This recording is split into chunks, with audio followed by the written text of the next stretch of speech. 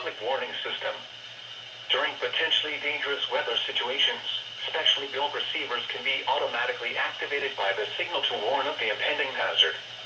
Tests of the signal and receiver's performance are normally conducted by the National Weather Service between 11 a.m. and noon each Wednesday. If there is a threat of severe weather, the test will be postponed to the next available good weather day. Reception of this broadcast, and especially the warning alarm tone, will vary at any given location. This variability, normally more noticeable at greater distances from the transmitter, can occur even though you are using a good quality receiver in good working order.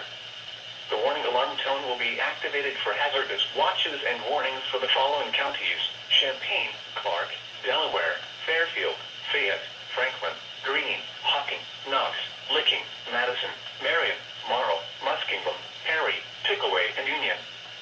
This concludes the weekly test of weather radio station KIG, 86 Columbus, Ohio.